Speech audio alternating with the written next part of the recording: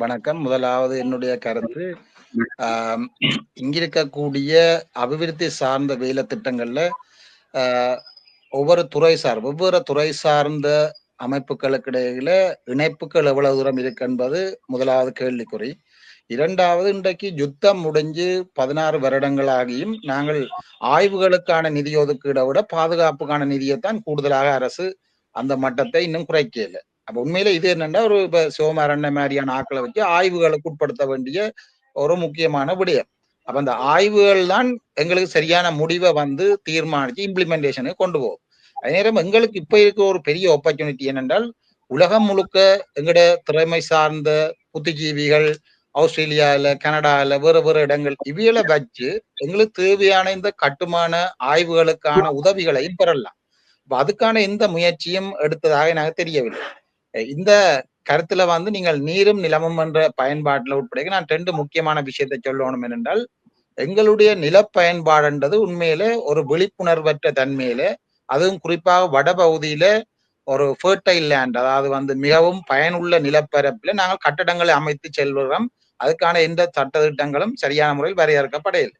அதே நேரம் விவசாயத்துறையில பாவிக்கப்படுற ரசாயனங்கள், இப்ப உங்களுக்கு தெரியும், அமெரிக்கா வந்து வியட்நாமோட போருக்கு போய்கல 10 அழிக்கிறதுக்கு பயன்படுத்தின அந்த அந்த என்ன சொல்றது, அந்த அதை வந்து நாங்கள் இப்ப களைகொல்லியாக இங்க பயன்படுத்துறோம். அதுல வந்து சரியான ஹெவி மெட்டல்ஸ் இருக்கு. அப்ப நீண்ட காலத்துல எங்களோட நிலங்கள் வந்து ஒரு மலட்டுத்தன்மையான அல்லது போனால் உற்பத்தி திறன் அற்ற தன்மையாக போறதுக்கான வாய்ப்பும் இருக்கு. இது ஒரு விதமான விஷயம். விவசாயிகளை பொறுத்தவரையில இங்க வட மாகாணத்தை பொறுத்தவரையில நாங்கள் 2 மிக முக்கியமான விஷயத்தை சொல்றோம். ஒன்று, விவசாயியின் உற்பத்திக்கான தகுந்த விலையை தீர்மானிக்கிறதுல பாரிய குறைபாடு இருக்கின்றது. அதே நேரம் வந்து இந்த விவசாயிகளுக்கு இப்படியான டிசாஸ்டர் நேரங்கள் ஏற்படுற பாதிப்புகளுக்கு சரியான முறையில அந்த அவர்களுக்கான உண்மையான இது போய் சேர்றதும் வளமையாக குறைவு. இப்போ ஒரு 2 லட்சம் ரூபாய் நட்டம் ஏற்பட்டா சில நேரம் 25,000 ரூபாய் கொடுப்பினோம். ஆனால் இந்த விவசாயி அடுத்த கட்டத்துக்கு மீண்டெழுகிறதுக்கு என்ன செய்யறாண்டா, தன் நகைகளை அதை இதை பேங்க்ல வச்சு அப்படித்தான் இந்த இவ்வளவு போய்கொண்டு இருக்குது. ஆகவே முதலாவது எங்கட விவசாயிகள் அதே போல மீன்பிடி, இப்ப நாங்கள் எங்கட மிக குறுகிய நிலப்பரப்பு இருக்கின்றபடியாக இந்த பாதிக்கப்பட்ட விவசாயிகளை முதலாவது இந்த அரசாங்கம் வந்து கைவிடாமல் தொடர்ந்து கவனிக்க வேண்டும். அதே நேரம் மீன்பிடி என்றது நாங்கள் நினைக்க கூடாது தனிய மீனவற்ற பிரச்சனை என்று. என்றால் இன்றைக்கு உலகம் வந்து புரோட்டீன் அண்டேக்குள்ள புரோட்டீன் இல்லாமல் பொடியில நாங்கள் தனியாக கார்போஹைட்ரேட் எடுத்து பிரயோசனம் இல்லை. ஆகவே புரோட்டீன் அண்டேக்குள்ள எங்களுக்கு கடல் வளங்கள், எங்கள்கிட்ட இருக்க கடல் வளங்கள்லாம் எங்களுக்கு பெருமளவான புரோட்டீனை தர்றது. அதே நேரம் எங்களோட குறுகிய நிலப்பரப்பில நாங்கள் முந்தின காலத்துல நீரை சிக்கனமா பயன்படுத்தக்கூடிய தானியங்கள், அதே போல பயறு கவுப்பி போன்றவற்றை அந்த பயிரிடுற அளவு குறைஞ்சு ஒண்ணு வந்துட்டு எங்களோட நிலத்துல. ஆகவே இந்த புரத உற்பத்தியில எங்களோட நில பயன்பாடு அதிகரிக்க வேணும். விவசாயிகள் வந்து சரியான முறையில விழிப்புணர்வு ஊட்டப்பட வேணும். விவசாயிகளுக்குரிய விலைத்தளம்பல் ஏற்படுற பிரச்சனைகளை இந்த அரசு தலையிட்டு ஒவ்வொரு சந்தைகள்லையும் அதுக்குரிய சரியான விலையை கொடுக்க வேண்டும். இது மிக முக்கியமான விஷயம். அதே நேரம் வந்து இந்த இந்த விவசாயிகள் வந்து பயன்படுத்துற, இப்போ சாதாரணமா ஒரு நோயாளி வந்து ஒரு ஒரு ஒரு பிரிஸ்கிரிப்ஷன் இல்லாமல் போய் ஒரு பார்மசியில வந்து இதை வாங்கல மருந்து.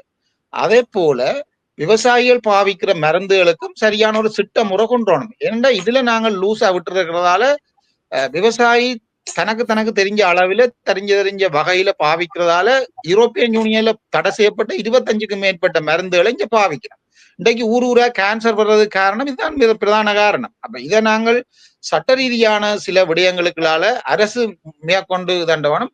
அதே நேரம் நான் இங்கே நடக்கிற அபிவிருத்தி குழு கூட்டங்கள்ல பல்கலைக்கழகங்கள பங்களிப்பு மிக குறைவா இருக்கிறதா தான் அவதானிக்கின்றேன். இந்த சீனா போன்ற பெரிய வளர்ந்த நாடுகள்ல வந்து பங்களிப்பு மிக மிக அபிவிருத்தியில பல்கலைக்கழகங்கள் முன்னெடுக்க வேணும்.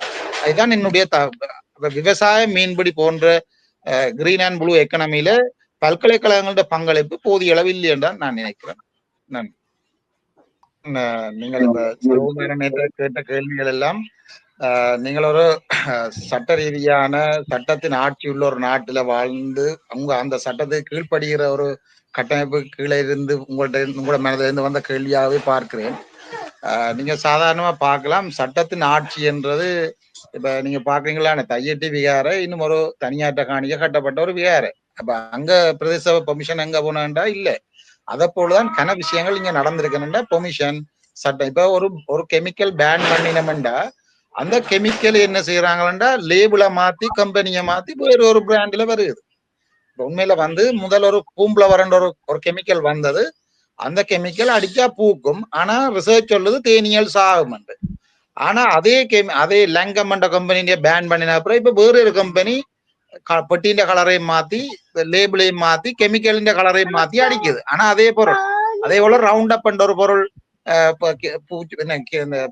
புல்லுகளை அழிக்கிறதுக்கு வந்தது. அது பேன் பண்ணினது. ஆனா அதுக்கு லேபிள் எல்லாம் மாத்தி வேற இதோட வருது. ஒரே கெமிக்கல், எல்லாமே ஒரே கெமிக்கல் தான்.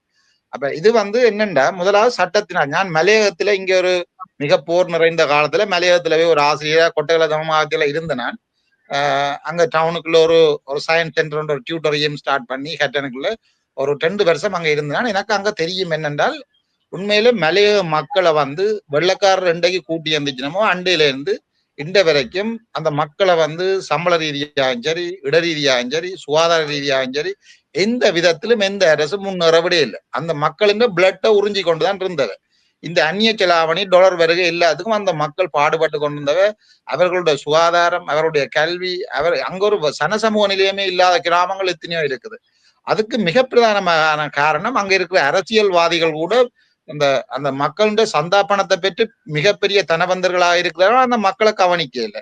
அதே நேரம் சட்டத்தின் ஆட்சி இந்த சாதாரண தையிட்டு தெரிகிறத போலதான் அங்கந்த மக்களுக்கு அந்த லயன்ஸ்கள் அவர்கள் வெள்ளக்காரர் அமைத்த லயன்ஸ்களே வாழ்ந்து கொண்டிருந்தாலும் ஏழா கட்டத்துல சிவகாரன் சொன்ன மாதிரி தங்களுக்கு தெரிஞ்ச இடங்களை பிடிச்சு ஒரு அனுமதியும் இல்லை வீட்டை கட்டினவ கட்டேக்கே அந்த சட்டத்துக்கு உரியாக கண்டும் காணாத மாதிரி இருந்தவ. இதுதான் இந்த அழிவுக்கு காரணம்.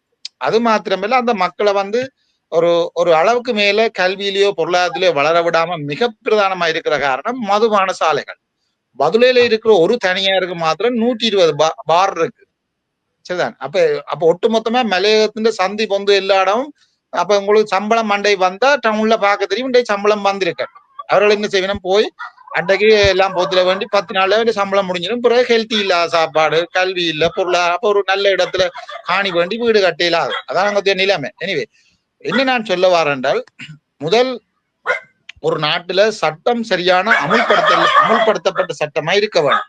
ஆனா அவ்வாறான சட்ட அமுலாக்கங்கள் இல்லாத ஒரு நாடு என்பதுதான் என்னுடைய உண்மையான கருத்து. ஏனென்றால்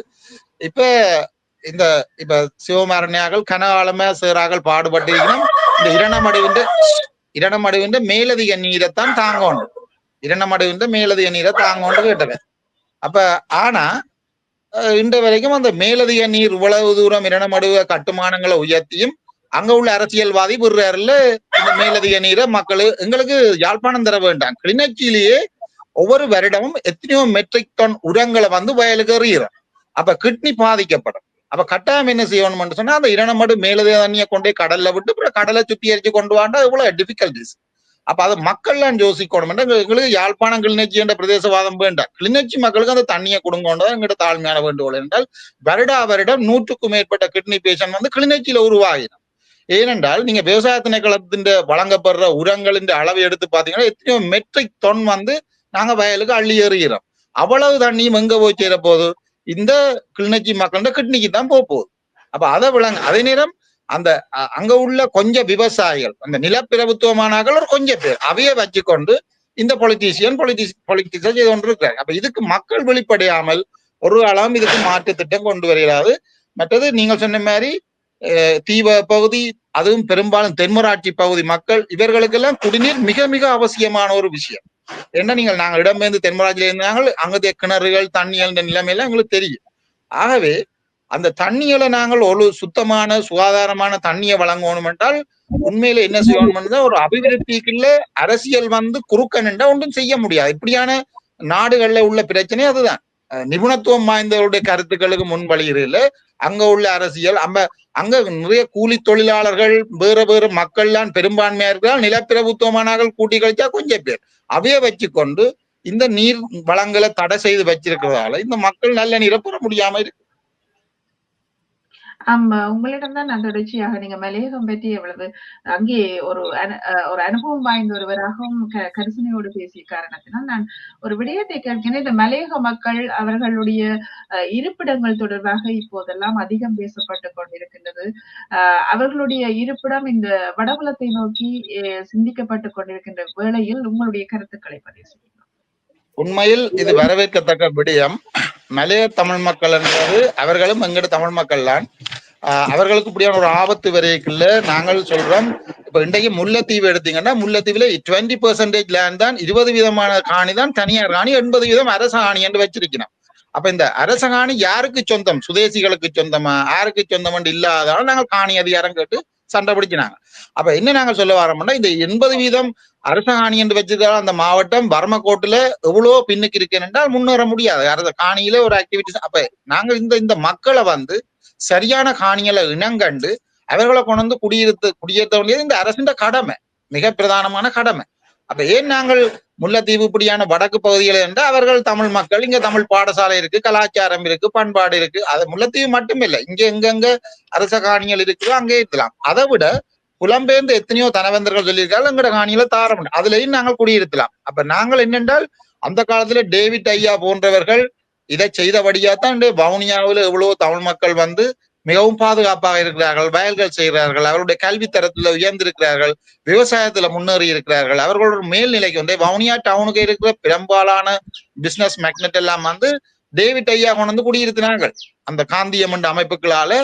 அந்த காலப்பகுதி எனக்கு சரியான காலப்பகுதி தெரியல, சில நேரம் சோமாரனே தெரிஞ்சிருக்கும். அவை கொண்டு குடியிருத்தினபடியாத்தான் அந்த வவுனியாவில் அவர்கள் இன்றைக்கும் பாதுகாப்பாக இருக்கு. ஏன்னா அவர்கள் கடின உழைப்பாளிகள்.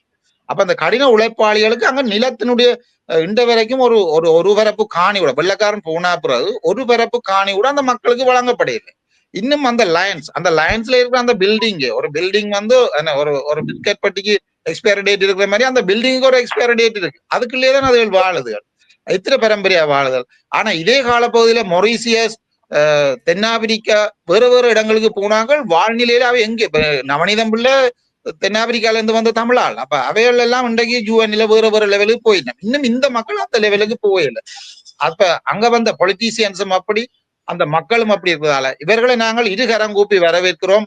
அது மாத்திரமல்ல, இன்னும் ஒரு விஷயம் சொல்லுறோம். யாழ்ப்பாணத்தை பொறுத்தவரையில இன்னும் ஒரு 5 வருடங்களுக்குள்ள பெரிய 10 பள்ளிக்கூடங்கள் இழுத்து பூட்ட போறோம். உதாரணத்துக்கு ஸ்டான்லி காலேஜ், வண்ணை வைத்தீஸ்வரா, கோப்பா கிறிஸ்டியன் காலேஜ், இப்படியான என்ன பிள்ளைகள் இல்லை. அப்ப எங்களுக்கு மக்கள் வரட்டும், மக்கள் குடியேறி இந்த நிலங்களை நாங்கள் ஒரு ஓர்தாய் பிள்ளைகளாக ஒற்றுமையை பலம், உழைப்பே உயர்வு தரும் என்ற அடிப்படை பேராசிரியர் துராசருடைய கூட்டுக்கு நாங்கள் அந்த மக்களை நாங்கள் வரவேற்கிறோம்.